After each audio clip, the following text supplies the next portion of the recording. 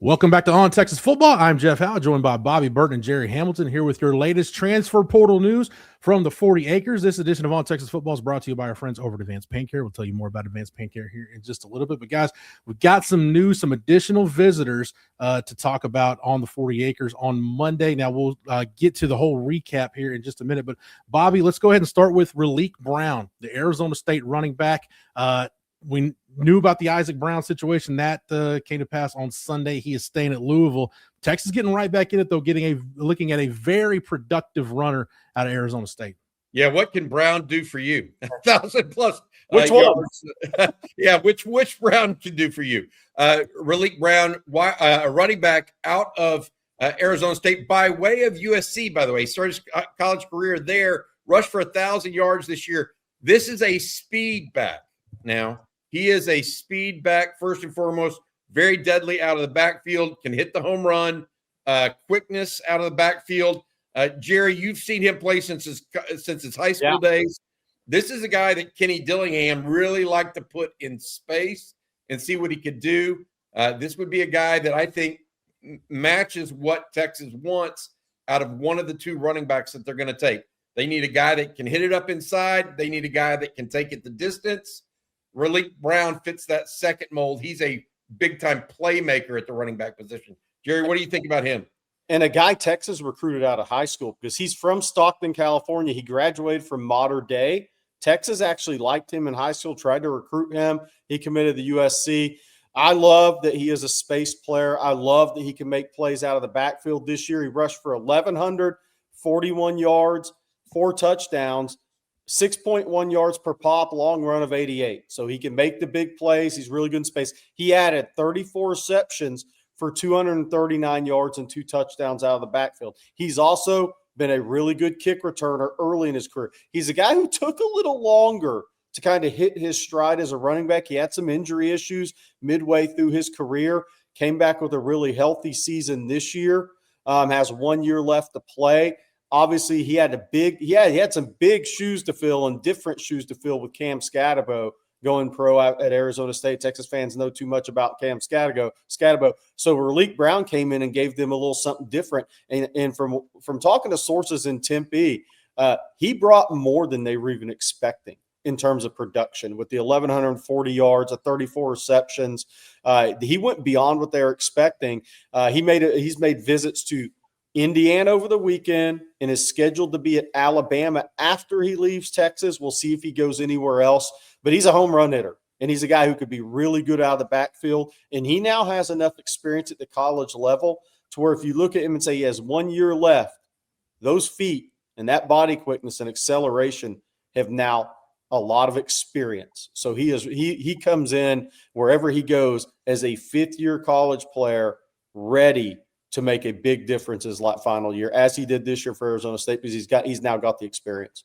To your point, Gerry, he added some armor over the last couple of years. He went from just being a true boutique guy that could only be the outside guy running outside. He's added some armor. He's a bigger player now. But people were wondering, this is why we started the update here, what Texas would do in the face of losing, not necessarily losing because he actually never entered the portal, because Louisville kept him, but Isaac Brown, who was thought to be a guy looking at the agent world, had been talking about Texas and Isaac Brown. That happened yesterday. Now we get a situation where Relique Brown, we see some of that moving on, I guess, of the Texas running back situation. We can see others enter the fray as well. Don't be surprised if we don't, because Relique Brown has other suitors. We're not saying this is a done deal by any stretch, but it's certainly one that Texas has thrown its hat in the ring on. No, and Bobby, you mentioned guys that have juice on offense, guys that can be game changers. And when you look at Relique Brown, he could bring that kind of juice if he were to end up at Texas. According to Pro Football Focus, runs of 10-plus yards for him in 2025, 31. 16 of those went for 15-plus yards. So, again, to Gerry's point, you talk about a guy that is a home run hitter. This is the kind of guy. Really, Texas didn't have that element out of the backfield where a guy could score from anywhere on the field.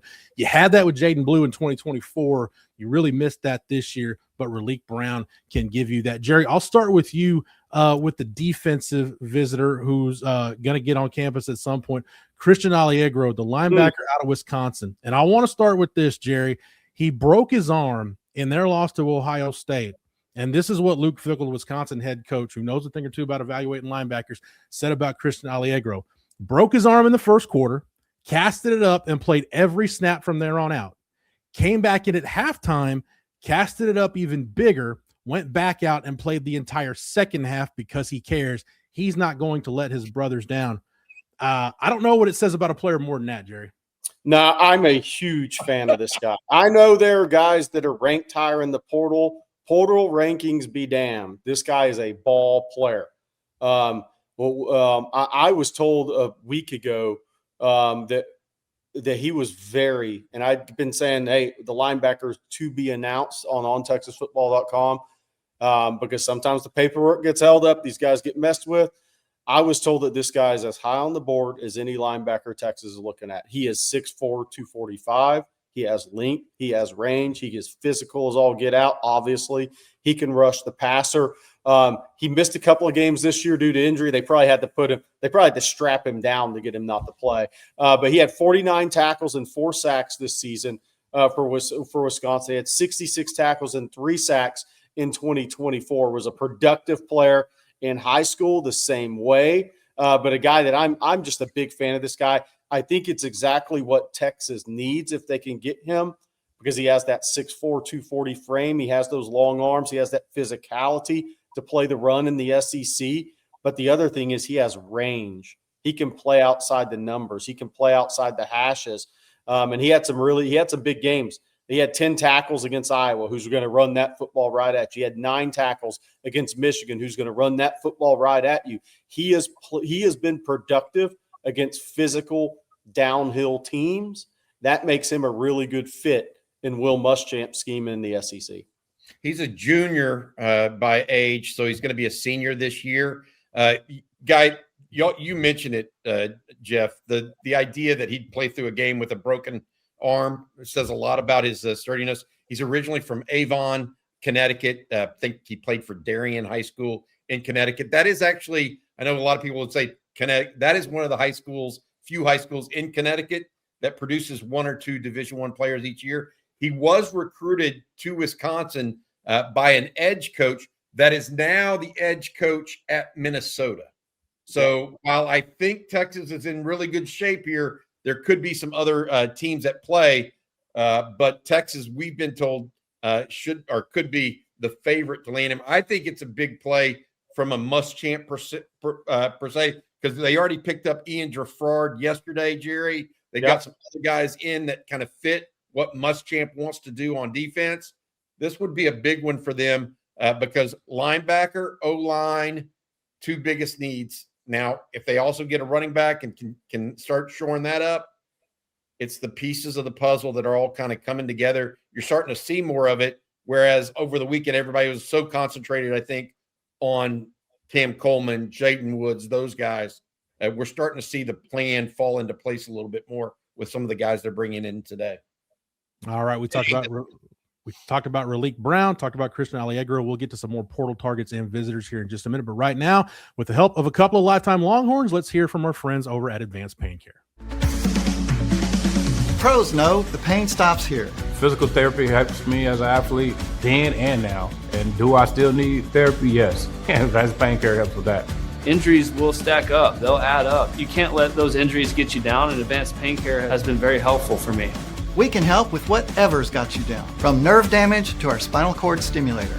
Pain is inevitable. Suffering is optional. Same-day appointments available. Advanced Pain Care. The pain stops here.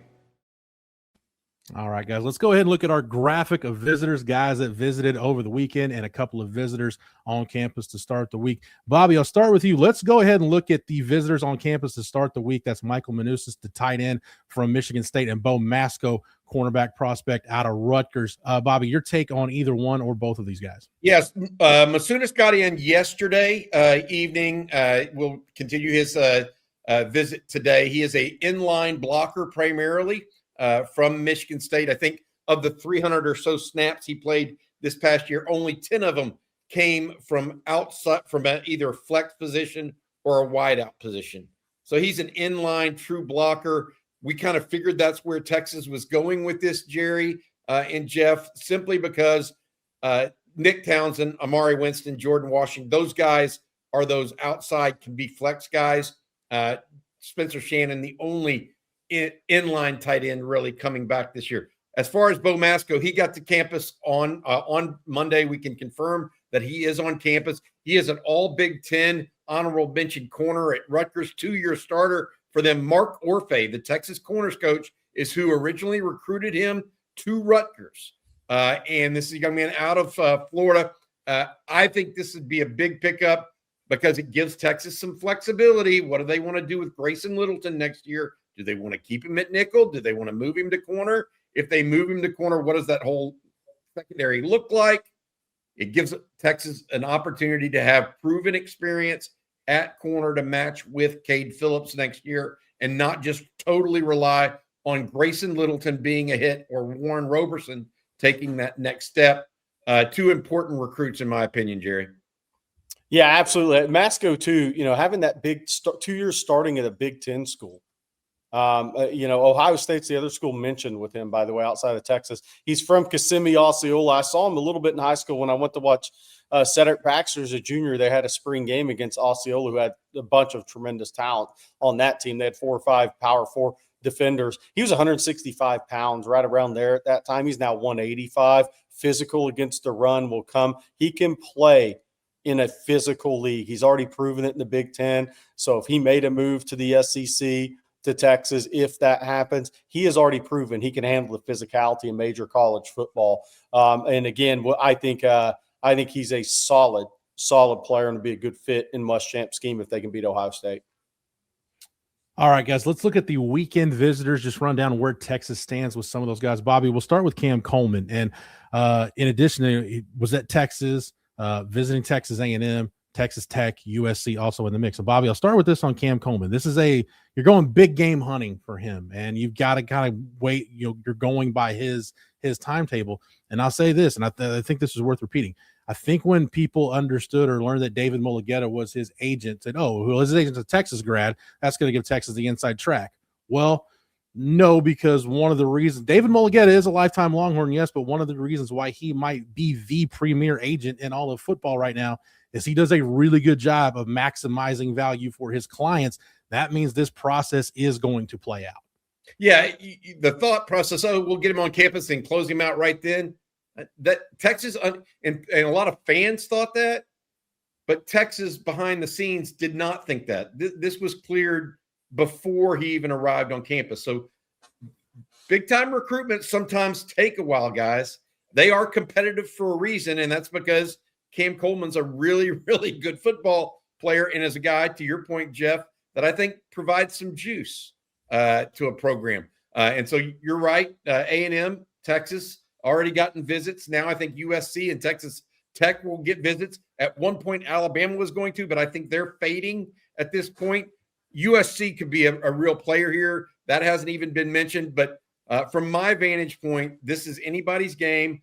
Yes, Texas Tech is going to be super aggressive in the portal financially, okay? Still, they just got a quarterback, okay, Brennan Hornsby or whatever. He's not as good as Arch Manning, okay? He's just not. People are going to say, oh, well, they'll pay him more money. They may. That doesn't mean it's a better fit. Let's see how Texas operates here in this situation, because Coleman is the top-rated receiver in the portal. He's going to get everything and the kitchen sink thrown at him, just period. But that's big boy recruiting. Live with it if you're going to go try to get the best players. That's my opinion. Yeah. Jerry, let's go to Michigan. Jake Guarnera and Andrew Sprague. Now, there's reason to be optimistic at this point, but if Texas can get these two recruitments across the finish line, that's a heck of a way to start what might be your most important position in the portal you need to do attack. Yeah, I think it's very interesting because we wondered, okay, who's the competition for these guys? What other colleges are going to be the competition? It turns out the competition is Michigan maybe is trying to keep them, get them the return. That's your competition. Well, that's pretty good competition because they were really good players there, and that tells you how much the new staff thinks of them as players. But until they show up on another campus, and they may not, this is Texas versus Michigan. Michigan trying to get them to come back home, as they probably are calling it right now. We'll see what their home ends up being. But to your point, Jeff, right tackle, Andrew Sprague, if he ends up at Texas, then that means you can kick Brandon Baker in the guard.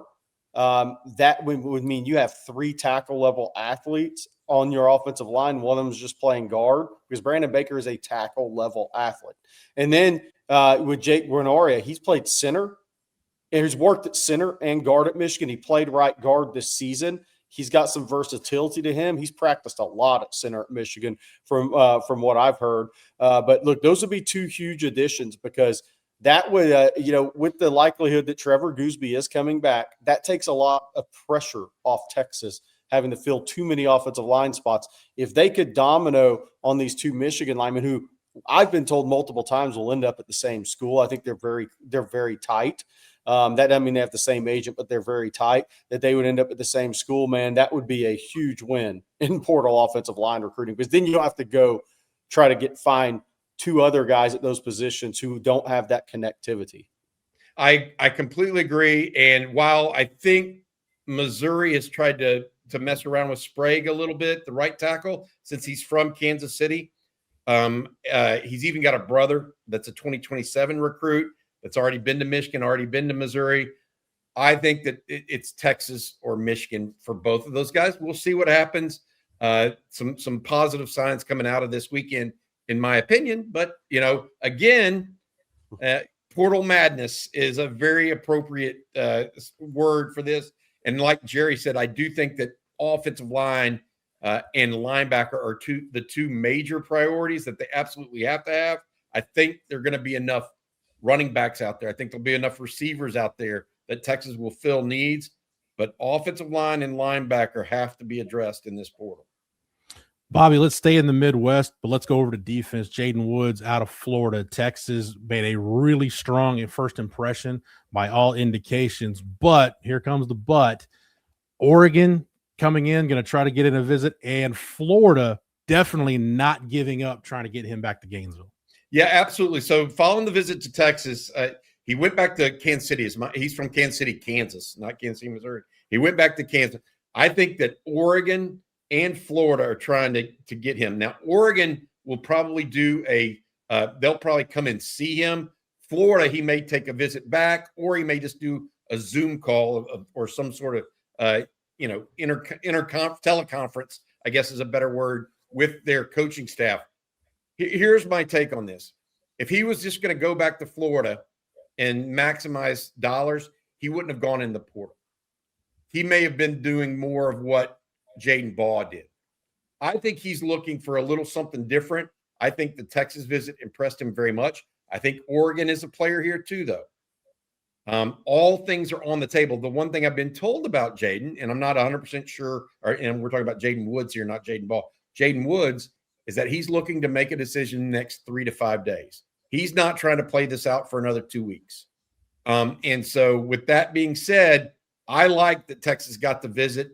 I think Texas has prioritized him heavily.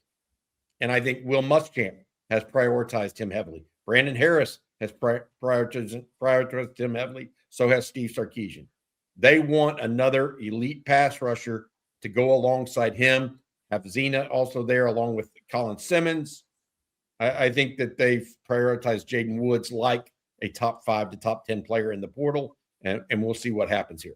And I want to add to that, since Jaden Woods is speeding up his timeline, on the Florida side, somebody told me this morning that John Sumrall and a couple staff members may get on a plane and go see him because they know there's not a chance he'd come back, most likely for a visit. So they may have to change their plans and actually go see him as he gets closer to a decision to stay in the 5.